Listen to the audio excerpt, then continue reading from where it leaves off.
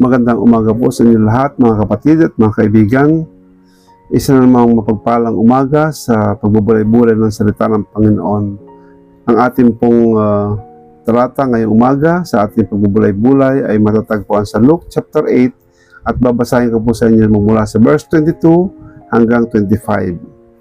At ganito po ang pagkakasabi sa verse 22. Now it came to pass on a certain day that he went into a ship with his disciples, and he said unto them, Let us go over unto the other side of the lake.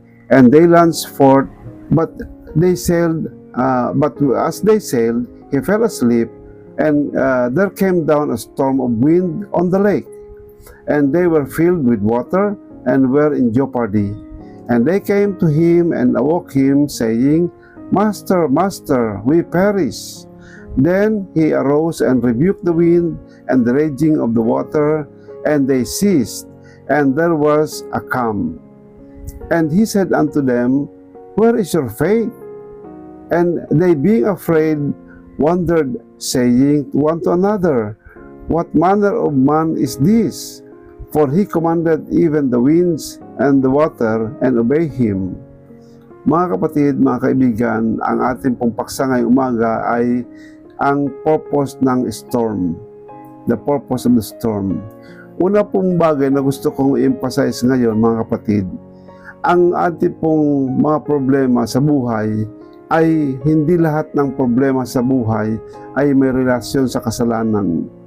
Ito pong katotohanan dito sa ating binasa ay yung mga disciple po, mga kapatid, ay wala po silang nagawang na kasalanan o kamalian. Ang ginawa lang nila simply obeying the Lord Jesus Christ. At sa pagsunod po nila sa Panginoong Hesus, sa kanyang instruction na sumakay sila sa boat, ay dinala po sila directly into the eye of the storm. Yun po.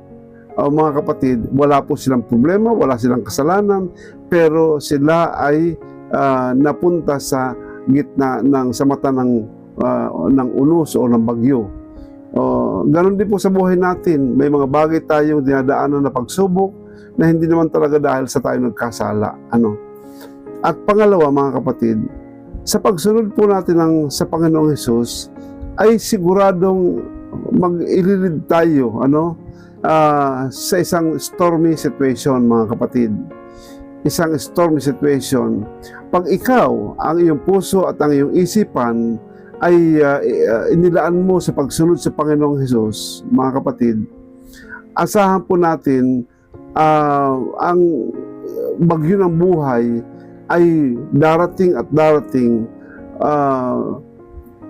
for two reason.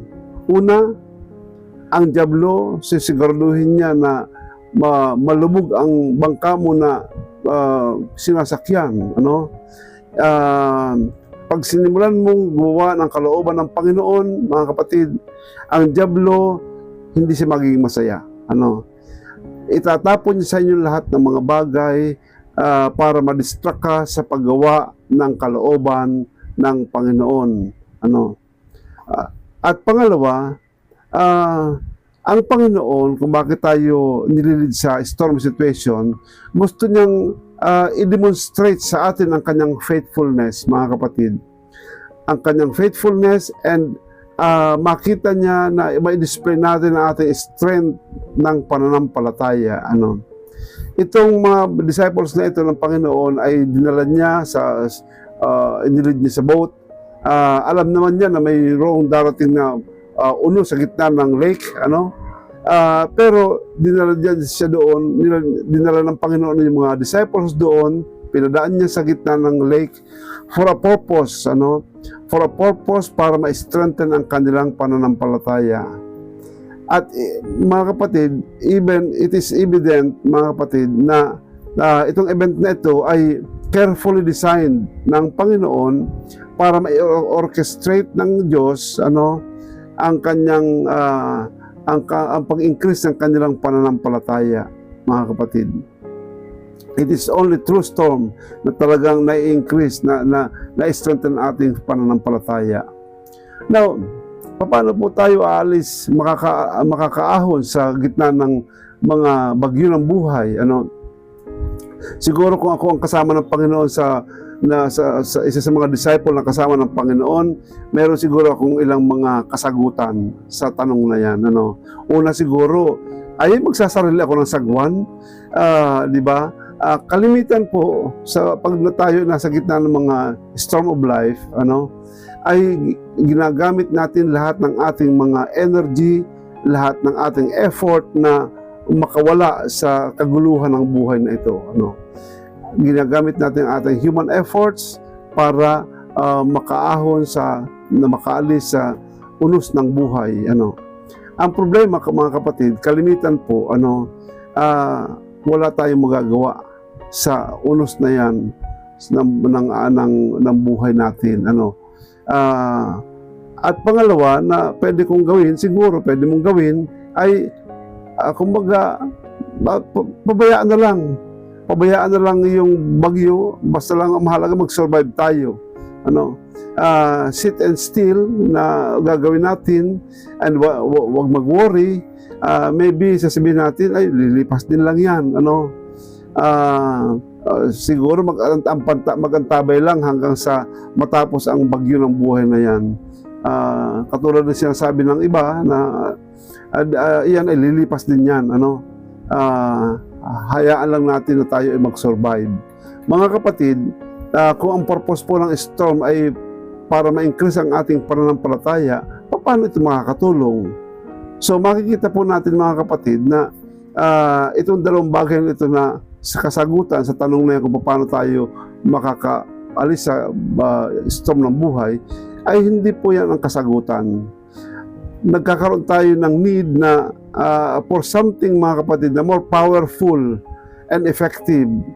Kasi karamihan sa mga bagyo ng buhay, hindi talaga natin kaya na ma-wrestle yan or ma-overcome. Ano. Kailangan natin ng Panginoong Hesus. At ano po ang inaantay ng Panginoong Hesus? Bakit siya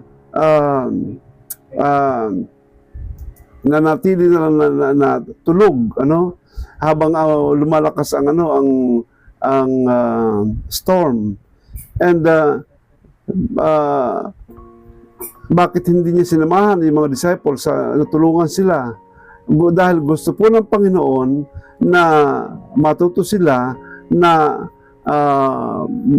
kahit pa nga kaya natin na magsarili na ma-overcome ang storm, mas madali po ang way out, much easier kung magtitiwala tayo sa Panginoon, kung lalapit tayo sa Kanya.